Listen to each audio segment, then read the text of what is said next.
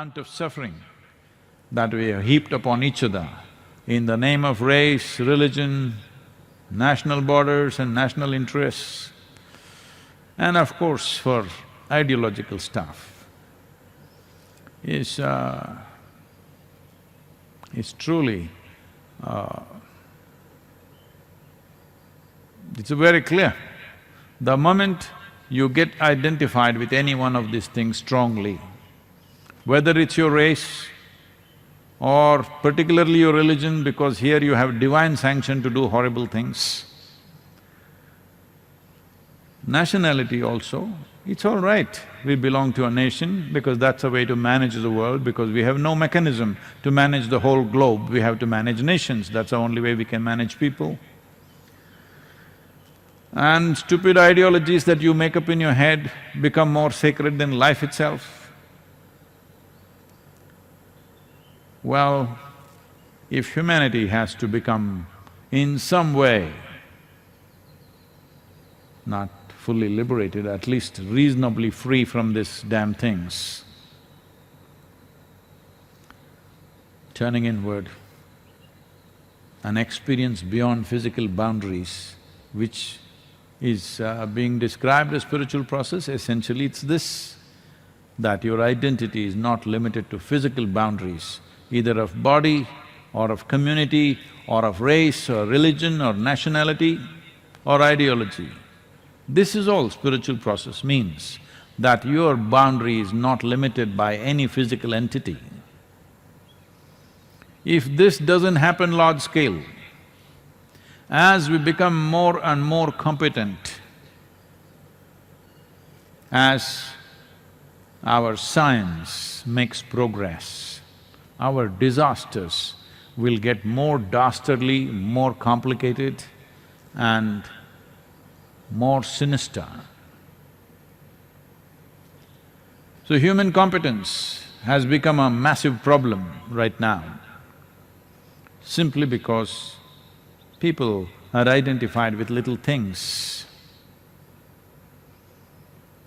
As a generation of people, if we do not strive to get people beyond their limited identities of these 4 or 5 things,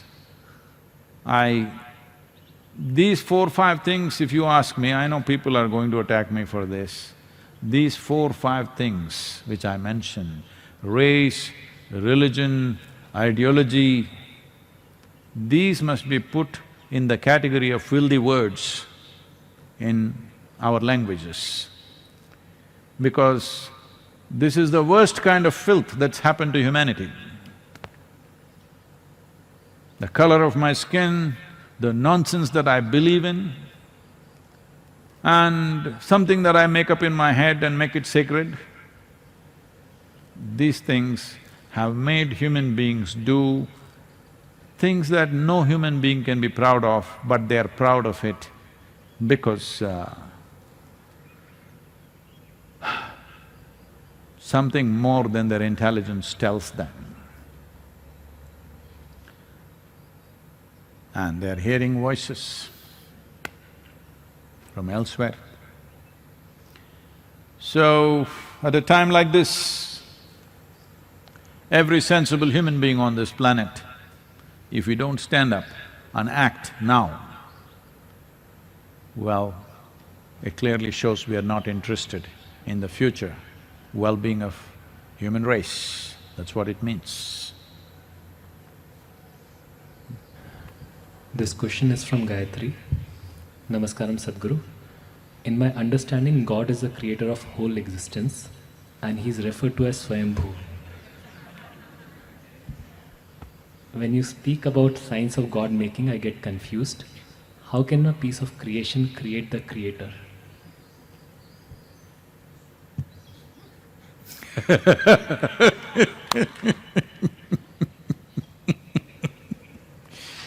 What do I do? In your understanding, God is the source of creation, is it? What is that? He's a creator, so how can a piece of creation create the creator? Oh, we'll come to the second part. First, your understanding. That he is a creator of whole existence. Okay. First thing is, you do not know what is whole existence, nobody knows. When you do not even know the whole existence, how come you know the creator? I'm saying,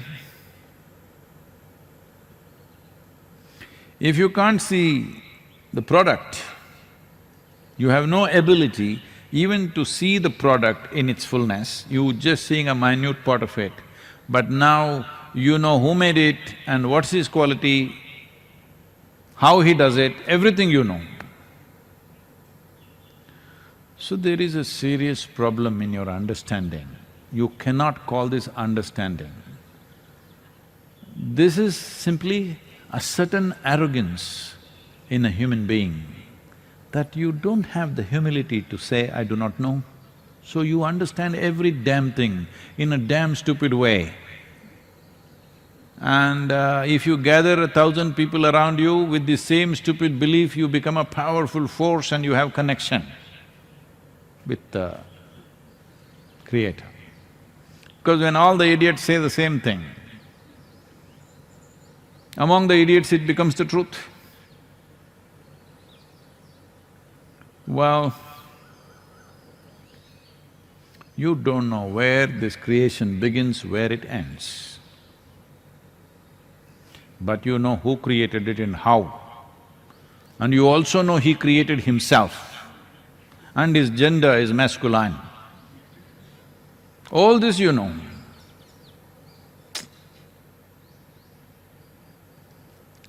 But you don't know a damn thing about yourself. So this is exactly what I was saying 2 minutes ago. You are a serious problem. You may think you are a pious religious being, but you are a serious problem to humanity. You are a serious problem to every life on this planet. You need to understand this. Because you make up things, and because even your own mind cannot accept it, you stamp it with the authority because you hear it from above. If you heard the birds, I can understand. If you don't hear them, they will drop something on your face. Then at least you will understand there's a bird up there.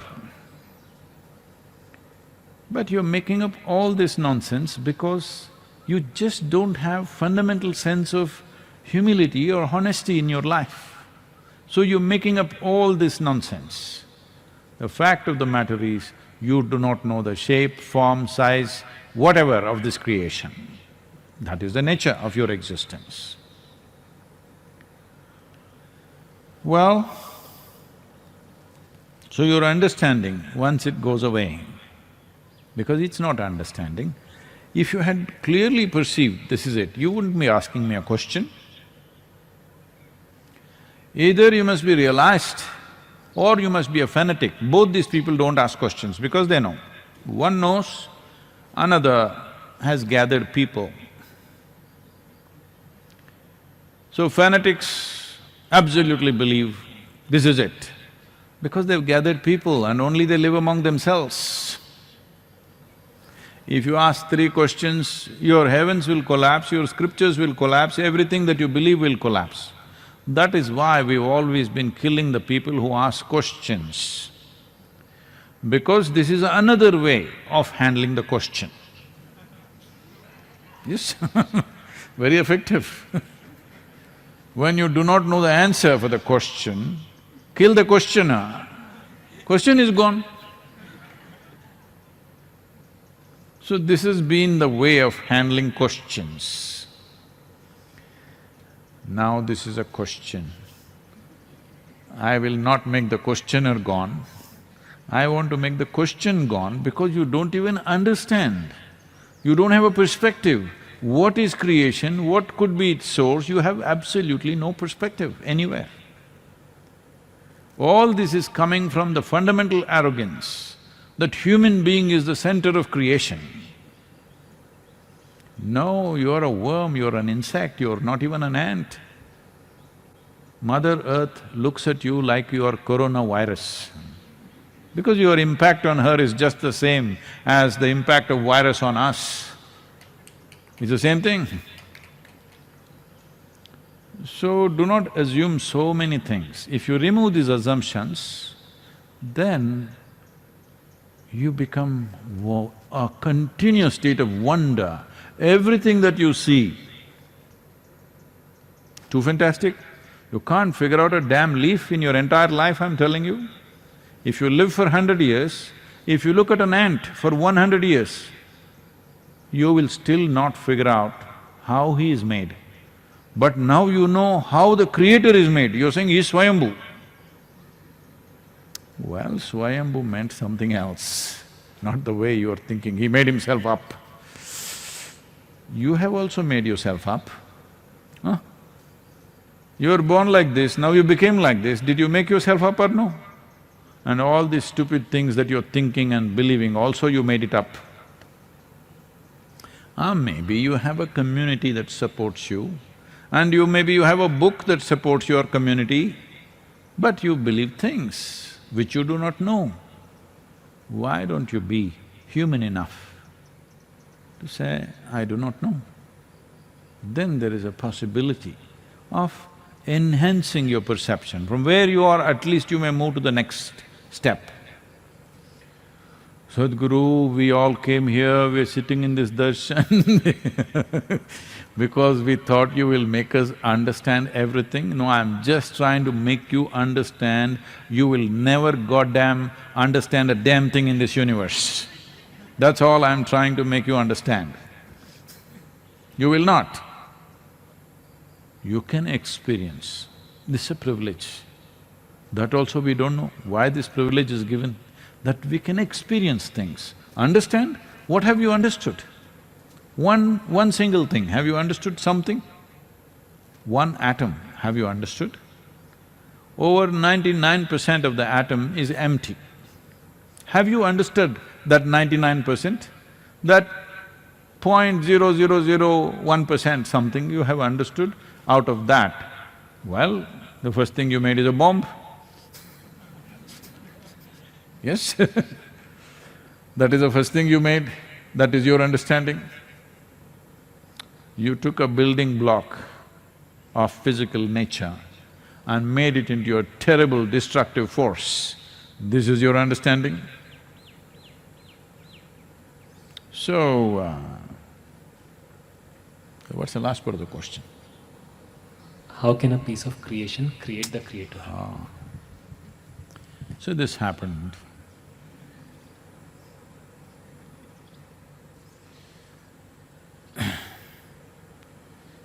Her son was in the American university. American university means anybody's children go to American university, the parents will be crossing their fingers and hoping they will come out of this 4 years without becoming addicts, without getting lost, without getting killed, something. I'm not trying to paint a very bad picture of a nation, but unfortunately, this has become the way of youth. If you spend 4 years there and come out without drugs or smoking or alcohol, you are like, you must have been a freak in your university. You are probably the only freak. So you know your child is not a freak. So mother is worried, what is he doing? So she decided for his birthday, she will send him a very ornamentally wrapped, kind of, bound Bible to him, hoping that he will open this book. Most probably he's not opened any book since he went there, you don't know. But at least she is hoping he may open this book and something will stick to him. So she packed it and took it to the post office. The postmaster asked the lady, "Is there anything breakable in this package?" She said, "Only the 10 commandments."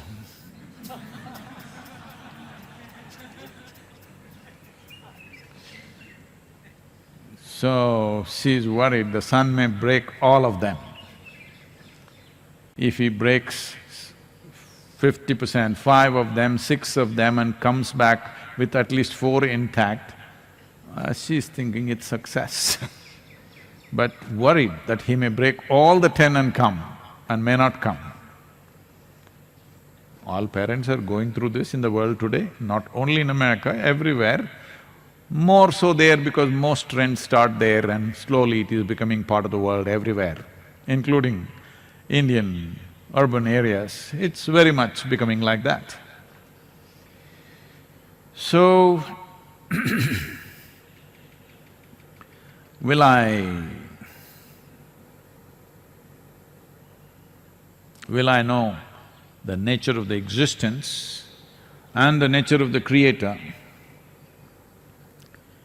You will never understand, but you can experience the nature because the nature of creation is such that, as I was saying even with regard to virus, the nature of creation or the nature of life on this planet is such, life is all enmeshed. There is no such thing as you as a separate life. There are millions of bacteria living here within this, so many viruses living in this. This one thing is little more troublesome than the other, so we manage him. We kind of made deals with that. When you eat, something goes into you, when you walk, something goes into you, if you open your mouth, it goes into you, if you don't open your mouth, it'll go through the nostrils. That is why everybody's wrapped up right now. So this is the nature of life, it's all intermingling. This is the nature of creation also. What is creation and what is the source of creation are all enmeshed. Otherwise, you wouldn't grow up like this. You didn't take brick and mortar and plaster yourself into this size and form. It happened from within. Obviously, what creates this is functioning from within you. Because it's within you, you must understand this very clearly. Only because it's within you, you have the ability to experience, because all human experience happens only within you. You think you're able to see this tree, you're seeing this tree, it's not true. Light is falling on this, reflecting, coming, going into your… through your lenses, inverted image in the retina, you know that whole story of how ophthalmology works, at least on the basic level. So you're only seeing it the way it's projected in your mind. How the parrot is seeing the tree, you don't know. How an ant is seeing the tree, you do not know. How an elephant sees the tree, you do not know. We have some vague idea, but you know how you're seeing it, that is the way you're seeing it. So, you're only experiencing everything. Light and darkness happens only within you.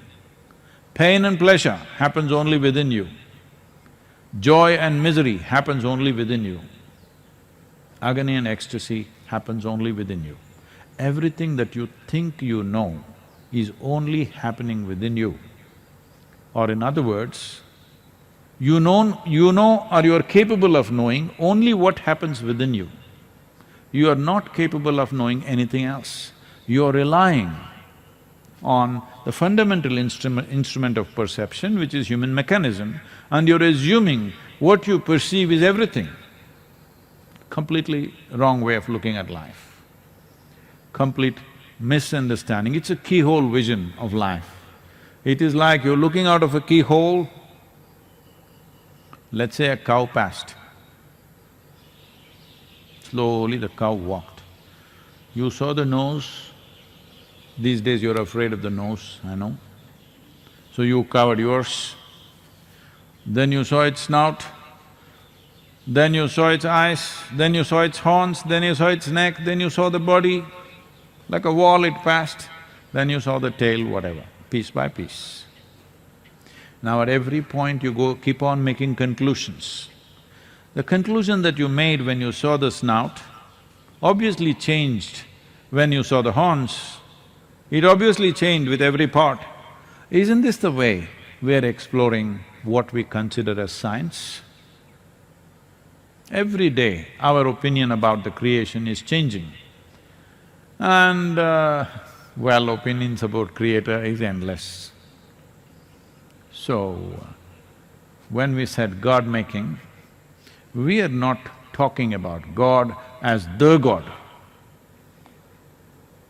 We're talking about creating a yantra, a tool, with which if you can walk better with something than just your legs, it's good for you. If you can, instead of running, go on a bicycle, it's really wonderful. You do one thing. Now you have to go to the dining. We'll do this from tomorrow for you, today we are not organized. Only if you arrive there, we will break the darshan just 2 minutes before 7 o'clock. 7 o'clock, if you are there only you will get food, otherwise you will not get. You will all start running. Just maybe 70, 80 yards from here, maybe about 300 yards from here. But you will see, most people will go without food. What they will do, by day after tomorrow they'll all get a bicycle. Because we don't allow other vehicles, they'll get a bicycle. Then the next day you will see only people with bicycle will get the food. So, because we realized this, we came up with all kinds of machines. Those who have instruments to perform better will perform better. Today you say, some countries are technologically advanced, what does it mean? They got better machines, so they're doing well. So here in this culture, we looked at deities as machines or yantras. Out of that, did we succeed? Of course, in a phenomenal way, ahead of the rest of the world. When people were still hunting and gathering in most of the world, most parts of the world, here we were in highest level of mathematics, music, various sciences, and lived very, affluent for those days. And even just 250 years ago, it was the most affluent culture. Over 33% of the world's produce came from India. You think all this happened without some kind of technology? Technology in a different way. Because we did not think of building machines, we thought of technologies which will enhance this machine. As this machine got more and more enhanced, the level of performance, intelligence, the intricacies of culture, this evolved like no other place. I'm not speaking this out of my nationalistic pride. I'm not made like that. But as people, as culture, nobody explored the inner mechanics of a human being as this culture did. Nobody invested that much time and energy for those dimensions of life. Everybody always thought out external conquest is the only success. So it produced great conquerors, Alexanders, Genghis Khans. We never produced anybody like that. Here, we produce sages and seers. This is the only culture. I want you to just look back and see.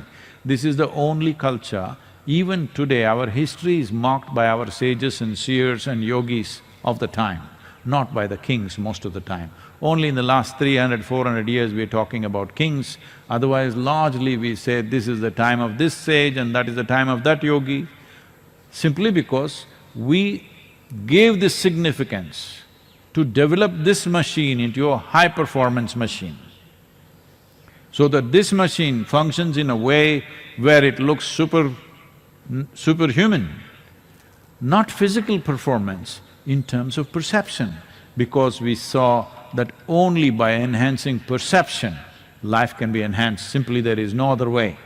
If you want to enhance yourself, you must be able to see something, you must be able to hear something, you must be able to know something that normally people are not able to know. In this context, we created deities.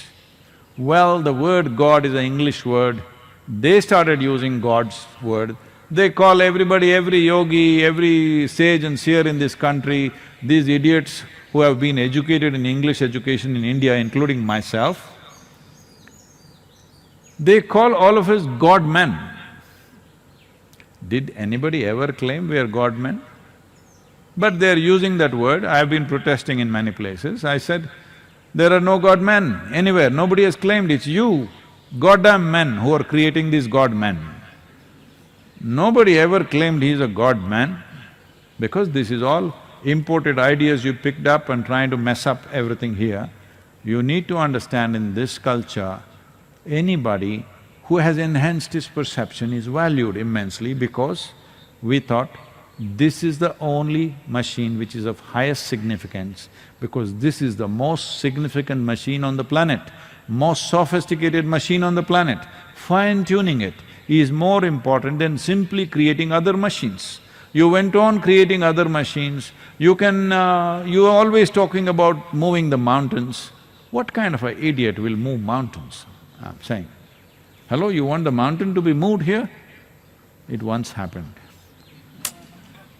Shankaran Pillai came to Isha Yoga Center. Checked in at the welcome point and said, I want a room with the best view. So because if you don't know this, don't rush into this now, start fighting for this room. The Chitra block, first floor, has the best view. Now of course, now Shivapadam has come, it's different. But otherwise, Chitra block, first floor, always had the best view in this part of the ashram. So they put him on the first floor Chitra block. Next day he came to the welcome point and freaked. He said, I asked for a room with a view. There is no damn view in my room. They said, sir, we've given you Chitra block, first floor, isn't it? That has the best view. Where is the view? The damn mountain is in the way. Right now, you are deceiving yourself because you have not made any efforts to handle your intelligence properly. Your intelligence is the only problem right now, it's turned against you. You're deceiving yourself. Now what's deceiving? It happens in so many ways, in ways that you cannot imagine. It so happened, a pretty young woman got embroiled in a courtroom drama about husband and wife filing for divorce, she got embroiled. So in that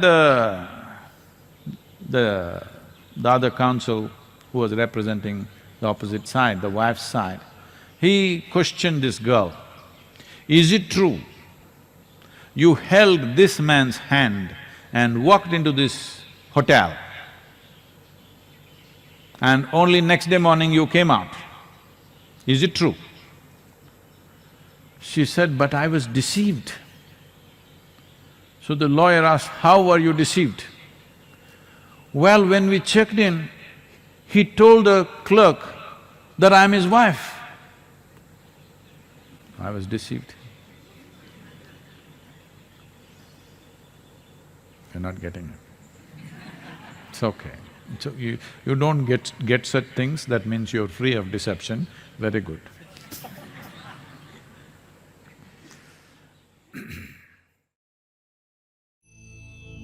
எல்லாருக்கும் வரமளித்த வாழ்வே என் சத்குருவே, கண்ணே கருத்தே கருத்திலுறும் நற்கனியே, நின்னே ஒளியில் நின்ற விளைவே என் சத்குருவே.